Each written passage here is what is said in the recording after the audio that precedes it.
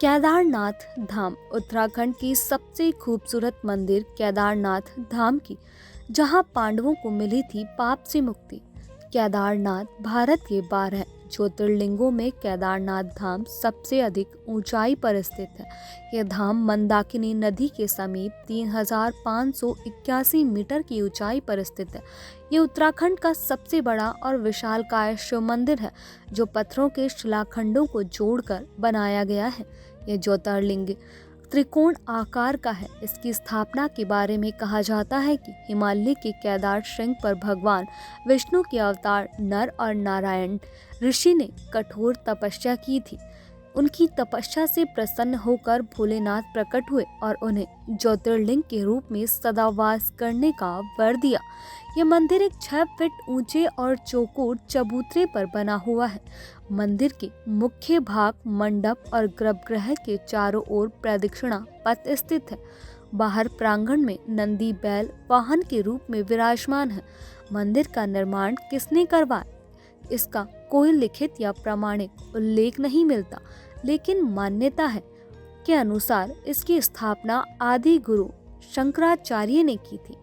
आपके जानकारी के लिए बता दें कि केदारनाथ धाम पहुंचने के लिए गौरीकुंड से 15 किलोमीटर की पैदल यात्रा करके पहुंचा जाता है।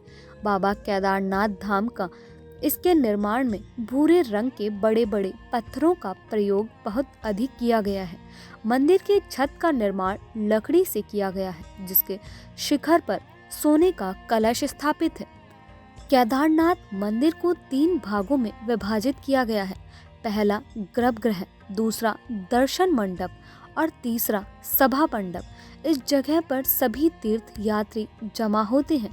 भगवान केदारनाथ के दर्शन के लिए इस मंदिर के पट केवल 6 महीने ही खुलते हैं और 6 महीने बाद बंद रहते हैं। यह मंदिर वैशाखी के बाद खोला जाता है और दीपावली के बाद पड़वा पूर्वा तिथि को बंद किया जाता है। जब 6 महीने का समय पूरा होता है तो मंदिर के पुजारी इस मंदिर में एक दीपक जलाते हैं, जो कि अगले 6 महीने तक जलता रहता है।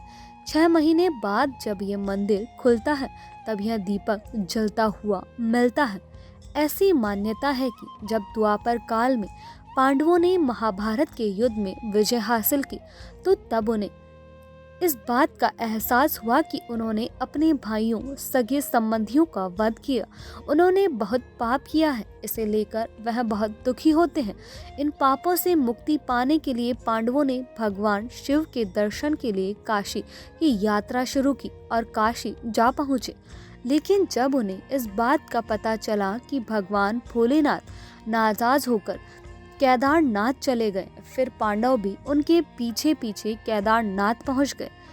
फिर भगवान शिव ने पांडवों से दूरी रखने के लिए बैल का रूप धारण कर लिया और बैल के झुंड में शामिल हो गए। तब भीम ने अपना विशाल रूप धारण करके 2 पर्वतों पर अपना पैर रखकर खड़े हो गए।